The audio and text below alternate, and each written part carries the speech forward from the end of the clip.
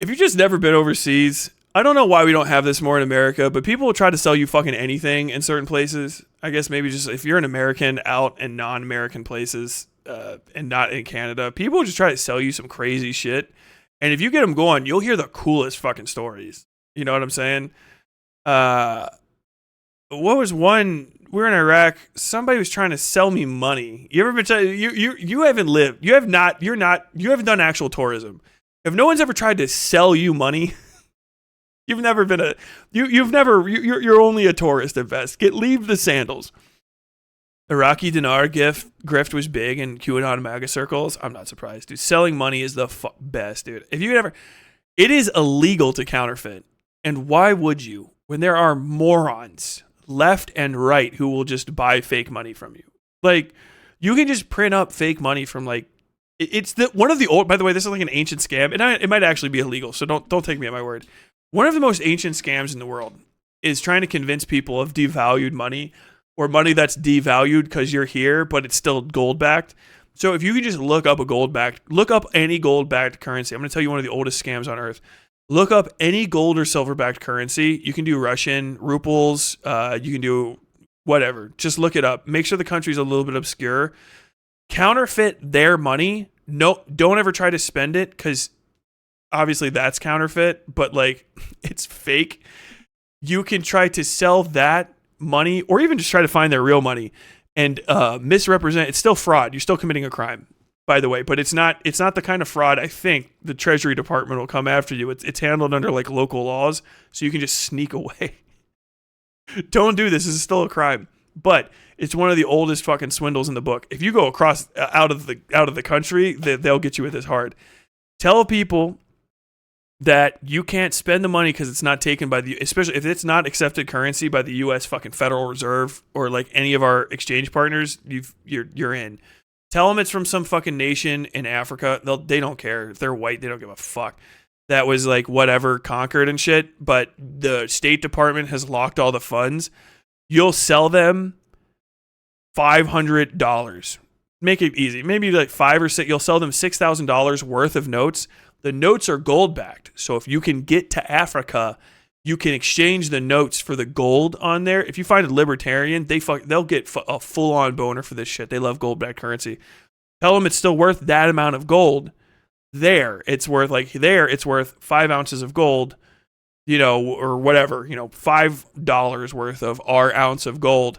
But if you bring it back here, it's worth like this many ounces, and you can fucking transplant the gold, or like, when the blockade ends, if you can connect it to a news story where you're like, okay, the embargo against this country is about to end. Money. The embargo over this country is about to end. I have this many gold notes, basically. I have this many golden tickets to sell you. And just make them look close enough to that country's act. Make sure you use square up your edges when you cut it out. You can sell it to the people, right? This is a crime. This is a literal crime. You sell it to people by telling them, I'm only getting $1, 10 cents on the dollar for this, but these will be worth gold when you get it. So even if the exchange rate changes, they're backed in gold and you can exchange them as a gold certificate for the currency. Ancient swindle. Like it goes back to like the fucking dawn of fucking of like paper currency. And there's different versions of it. One of the oldest ones is selling people debased currency. If I remember this correctly, I'm racking my brains. So basically, if you guys don't know what debasing is, can I tell you guys about like metal money for a second? I know we're actually over. Can I tell them about metal money for a second before I get off and we go to dinner? Okay, I love you. I just realized how far over I am. Metal currency, the word debased comes from the base of a currency. So if you have currency that is one talent is one talent weight of gold, right? So we'll say an ounce. An ounce of gold is a talent. There's actually, I think that's actually the real thing.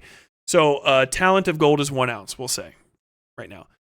The reason that that metal money doesn't work is because if your economy is successful, you'll need more money in it because people will stop dying as much and they'll participate in your economy by joining it. So if your economy spreads and you have 500 kilos of gold, you now only have X amount. We'll do, grams. We'll have we'll say grams. You have 1 gram of gold as a talent. You have this many kilograms. When that 1 gram is doing 6 transactions a day, then it's good. But when your economy gets bigger, that 1 gram of gold needs to do 600 transactions per day. You need to shrink the amount of gold. So you have to debase your currency on your own so that one piece of currency, one standard unit of currency can do the standard 6 transactions per day instead of the 600, that's needed, or it can get up to the 600 trans. So you debase it. Basically, melt all your current old currency down, get a lead core or something, and then cover it in gold or mix it into a mix down or have chopped down versions. Ultimately, all money is fake, so all money has to be infinitely divisible. That's what the fungibility is, I think. I can't remember. I'm fucking those words up. But basically, you have to be able to subdivide it into smaller units because there are no transactions on Earth that are all routinely 1 unit or 10 units, right? You have to be able to increase the size and decrease the size, which is why fiat currency is fucking great because you just draw the number on it instead of trying to make people do math. So you debase currency literally by putting non-base metals into it. You debase it by mixing it in. Put in tin, start using eventually more common metals. And then very often you find that the common metal that you were using is now uncommon because nickel being used for nickels is actually not the best use of nickel.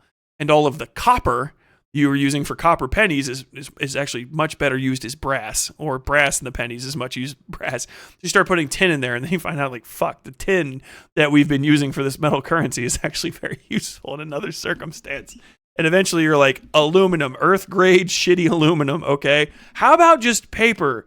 Can we just use paper? Because the other problem that you have when you don't use paper currency or you use something like metal-backed currency or standard metal trade currency is that trades in excess of certain amounts start weighing at times more than the purchase price of the thing, which is why you have, it was worth its weight in gold, literally at one time, meant you had to have that much gold to buy it. Like, you actually had to bring the thing's weight in gold, and transplanting 600 pounds of gold, even though it's not volume-wise that much, is 600 pounds of movement, which when you start doing the mathematics on it, you're like, well, hold the fucking phone. If the thing's worth its weight in gold, what is the value of traveling gold's weight in gold? And you go, fuck.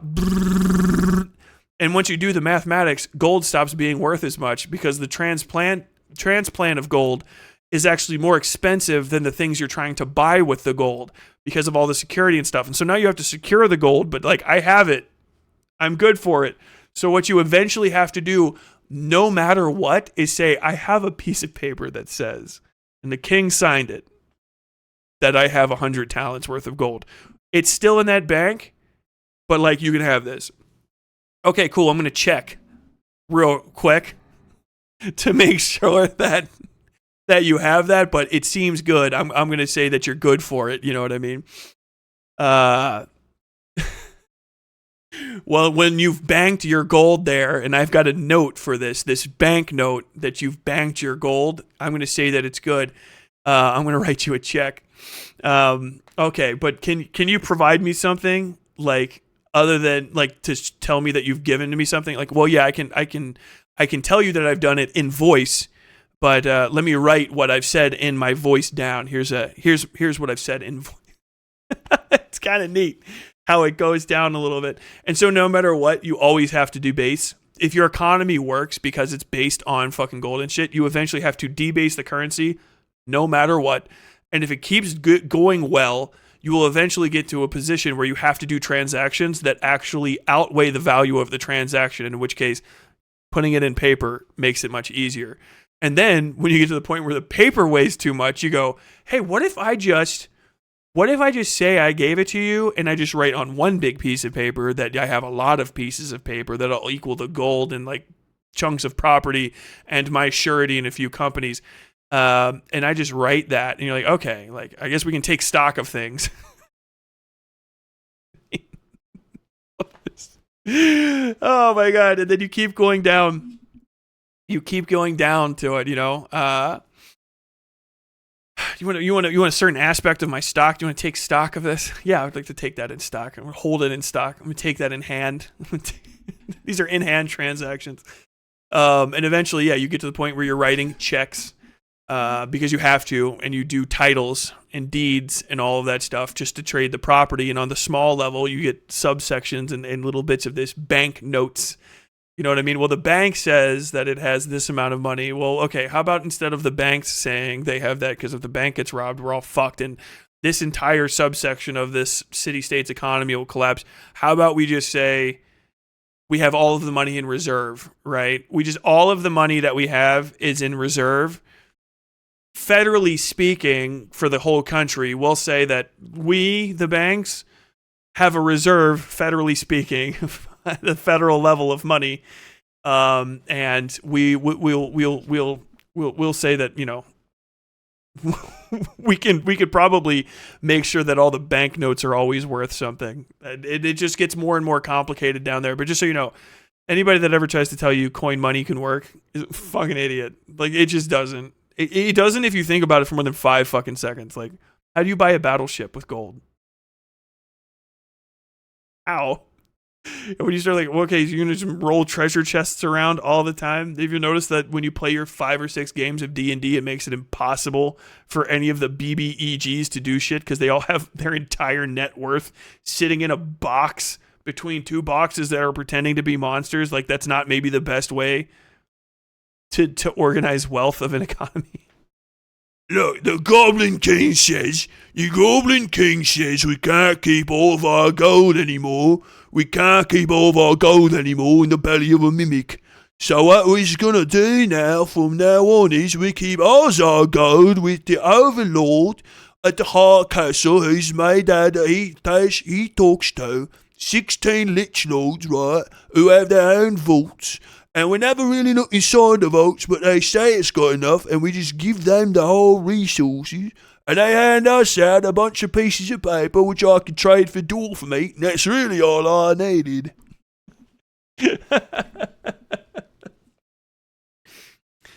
Spaced out and thought I gave a comedy routine? I did. You take my mimic-based securities from my cold dead end. I go out there, I'm killing and eating those all day. I've got 16 pounds of mithril. You think I'm gonna let you turn that into paper? I don't care whose surety's on that. Yeah, of course, it says it's the Dark Lord himself and he's signed for everything, but I like to do what my forefather said, and that's I keep all my monies underneath a wolf pelt in my yard.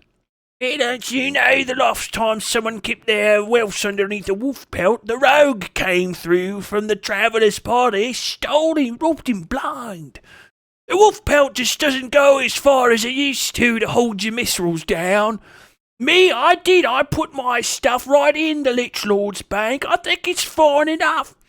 Everywhere I go, I got me a pocket full of scrip, and everywhere I spends it, I tell you what, they don't look at it twice. I never had but one warg try to have a teeth on the side of it, chew into it to make sure it was good. I say it's paper, it is fine. I tell you what, even taking it out in the fucking human areas, the Lich Lord's not the best fella. He does turn you to ash occasionally, but his sureties are short. I don't like it. I think I'm going to stick with me warg pelts. And I'm going to keep me mithrils where I can hold on to them. I've always been a fan of portable property. Have you ever read Great Expectations? It's a fine novel, not Dickens' best, but it is what it is. Personal property, travelling property, that's what a sort of working man like me needs. Yeah, well, you're about 8 feet tall, what with being a hobgoblin in it is. Me, I'm just a normal-sized goblin at 8. My mum's was a hob, sure, but I'm small, so you know. Got to have mine in paper. Otherwise, I ain't gonna be able to run next time they set the volcano off. Yeah, that could be a big problem. No matter what kind of good wolf pelt you got, every time the lava hits, it ruins the mithrils.